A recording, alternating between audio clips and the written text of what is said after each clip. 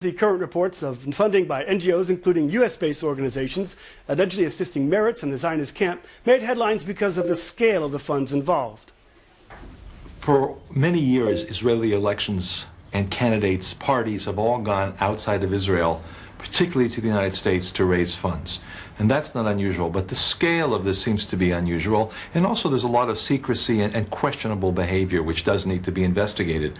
Victory 15 is in fact a project of a bigger organization called One Voice, which is based in the United States and has branches in some countries in Europe.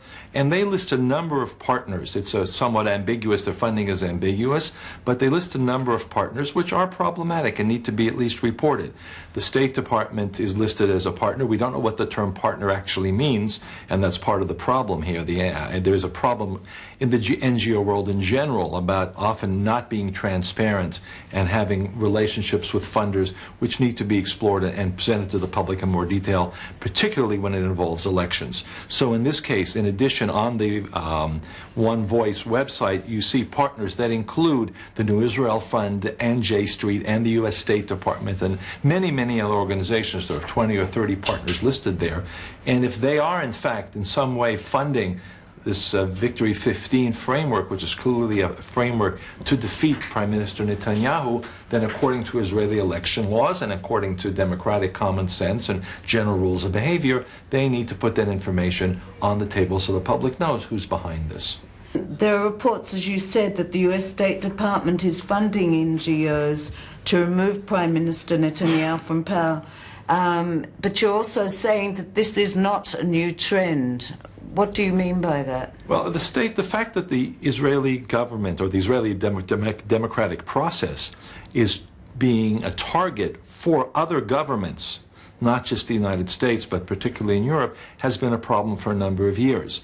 Now, in this particular case, the State Department issued a statement saying they have not funded One Voice since November 2014. They are not funding Victory 15. However, if they funded that framework in some way through November 2014, that's still a form of interfering with Israeli public policy, Israeli democracy, just as the case in Europe, when B'Tselem or all these other groups produce reports which are designed in part to implicate Israel in allegations of war crimes, and also will have an impact on the Israeli electoral process.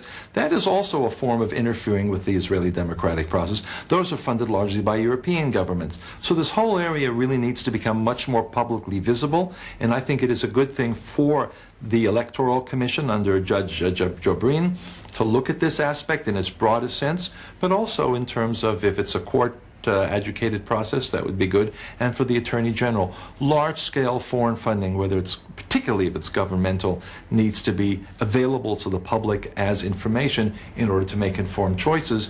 And then there are rules that have to be obeyed for everybody. According to Israeli law, is it legal for American citizens to be giving tax-deductible donations to organizations who seek to influence the Israeli elections? The main aspect of Israeli law for nonprofits, including electoral campaigns, is transparency, especially if you're getting it from foreign governments. It has to be made public because there is a contradiction. You cannot be loyal to a part of a sovereign country and then also be involved in another country. That's a non-governmental organization is supposed to be non-governmental. And so those things are problematic. And in fact, there is, first of all, transparency. In the Israeli Electoral Commission website, you can download, any citizen can go and anybody can go and download. The problem is, last time I checked, it had not been updated for 2013 or 14 or the current electoral process. Mob violence has once again reared its ugly head after a 20-year-old man was killed last